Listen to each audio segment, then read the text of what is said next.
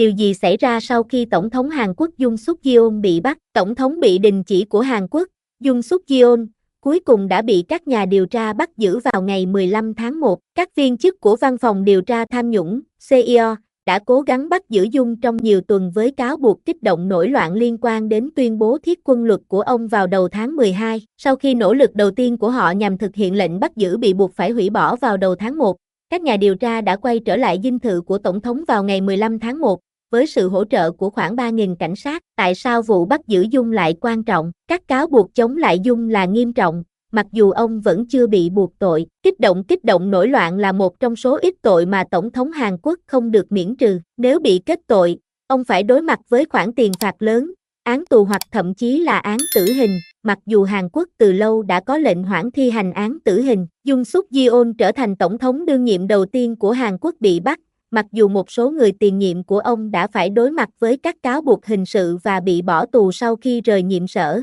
Việc bắt giữ Yoon cũng đánh dấu sự kết thúc của một giai đoạn quan trọng trong chiến dịch nhằm buộc chính trị gia bảo thủ này phải chịu trách nhiệm về hành động của mình vào ngày 3 tháng 12, khi ông tuyên bố thiết quân luật và ra lệnh cho quân đội vũ trang chặn các nhà lập pháp vào tòa nhà Quốc hội. Các nhà lập pháp, do đảng Dân Chủ đối lập lãnh đạo, đã đối đầu với quân đội và bỏ phiếu để lật ngược sắc lệnh, buộc Yoon phải rút lại thiết quân luật chỉ 6 giờ sau đó. Theo nghĩa rộng hơn, việc bắt giữ ông Yoon cho thấy rằng pháp quyền đang được thực thi sau nhiều tuần bất ổn, khiến nhiều người Hàn Quốc lo sợ về tương lai của nền dân chủ và làm dấy lên mối lo ngại ở Hoa Kỳ, đồng minh lớn nhất của nước này. Nỗ lực bắt giữ kéo dài. Mặc dù bị đình chỉ, ông Yoon vẫn được cơ quan an ninh tổng thống, PSS, bảo vệ, bao gồm cả quân nhân vũ trang, và đã đóng vai trò quan trọng trong việc ngăn chặn các nỗ lực bắt giữ ông. Vào đầu tháng 1, các thành viên PSS đã đối đầu với các công tố viên và cảnh sát đang cố gắng bắt giữ ông Yoon trước, buộc chính quyền phải lùi bước và xin lệnh bắt giữ thứ hai.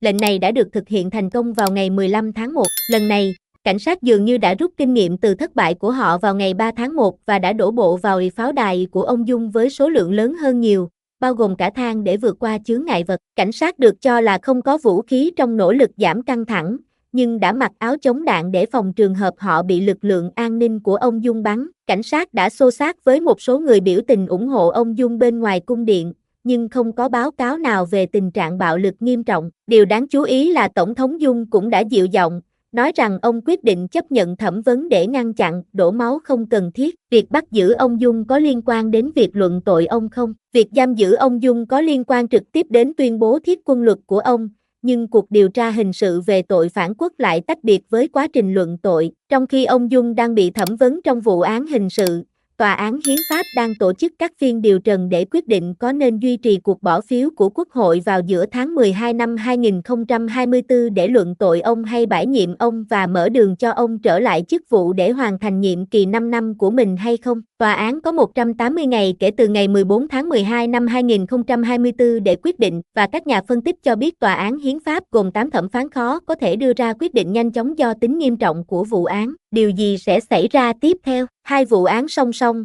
chính trị và hình sự, chống lại ông Yoon sẽ tiếp tục trong những tuần và tháng tới, và hiện tại có rất ít dấu hiệu cho thấy chúng sẽ kết thúc như thế nào. Ông Yoon Suk Yeol có thể phải đối mặt với phiên tòa hình sự về tội phản quốc nhưng sẽ được Tòa án Hiến pháp phục chức. Trong trường hợp xấu nhất, ông có thể phải đối mặt với phiên tòa hình sự về tội phản loạn và bị Tòa án Hiến pháp cách chức. Theo các báo cáo của phương tiện truyền thông, Yoon có thể bị giam giữ để thẩm vấn trong vòng 48 giờ theo lệnh bắt giữ hiện tại, sau đó phải đưa ra quyết định có thả ông hay xin lệnh mới để giam giữ ông trong vòng 20 ngày hay không. Đội ngũ pháp lý của Tổng thống Yoon đã lên án việc giam giữ ông là bất hợp pháp. Tòa án Hiến pháp dự kiến sẽ tổ chức 5 phiên điều trần cho đến đầu tháng 2 khi cân nhắc việc luận tội Yoon, nhưng không rõ liệu vị Tổng thống bị đình chỉ này có tham dự hay không. Ông Yoon đã không xuất hiện tại phiên điều trần đầu tiên hôm 14 tháng 1 với lý do lo ngại về an ninh, buộc tòa phải hoãn phiên họp chỉ sau vài phút. Truyền thông Hàn Quốc đưa tin rằng ông Yoon cũng sẽ từ chối xuất hiện tại phiên điều trần thứ hai,